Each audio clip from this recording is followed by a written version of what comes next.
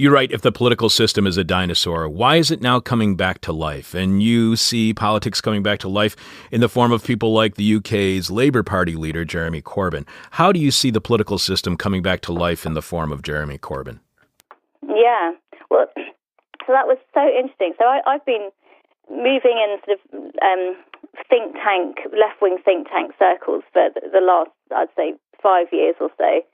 And the real vogue amongst those groups has been about saying mainstream politics has had its day. Representative democracy is a dinosaur. You can't put jump leads on dinosaurs. I remember one commentator saying, this thing is dead. We need a new system. And then Corbyn comes along, and I think that Corbyn was mirrored by Bernie Sanders in the US.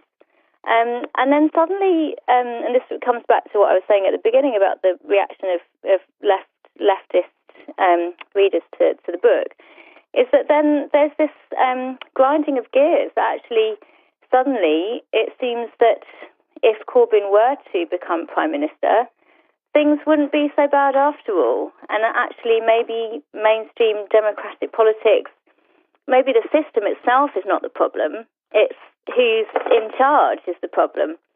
And I think you could almost sort of see the gears turning in people's minds, thinking, actually, is it the system itself that's the problem, or is it who's actually in charge within that system? So, is it democratic? Is it representative democracy that's the problem, or is it who just happens to have been voted in over the last 3 to 4 decades?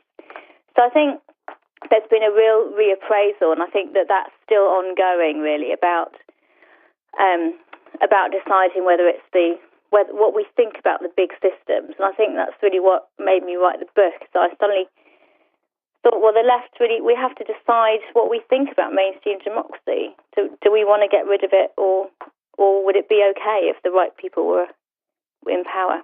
We are speaking with writer, lecturer, BBC radio broadcaster and producer Eliane Glaser. She is author of Anti-Politics on the Demonization of Ideology, Authority, and the State. You can find out more about her book at her website, elianeglaser.org. I want to ask you about the media because you have this very interesting paragraph on it. You write that in the all-consuming and all-erasing daily news churn, as Guardian readers reload the homepage once again and Twitter users scroll down their feeds, it's difficult to get hold of the subtext, to feel situated in a historical moment, to grasp how we got to be in this predicament and what its characteristics signify in the grand scheme of things. This book is a reflective intervention at a critical juncture. It makes the case that we need to ask the big questions, think clearly, and anatomize our impasse if we are to strategize our way out of it.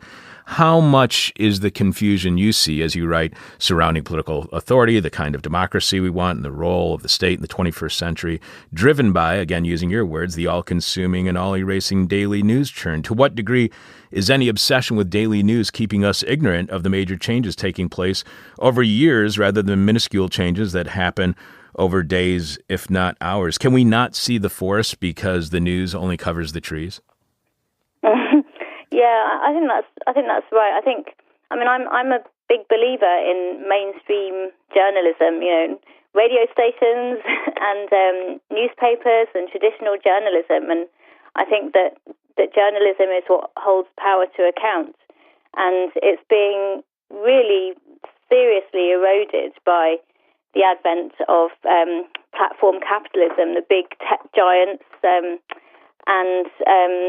Journalists are being laid off around the world. I think I suppose that in the past, the healthy ecosystem of right-wing papers and left-wing papers, that mirrored the existence of a proper democratic ideological debate in politics. And I think that ecosystem has really been is really shrinking. And I think at the same time, you have these very divisive and polarized debates on social media that is full of fake news, as we know, and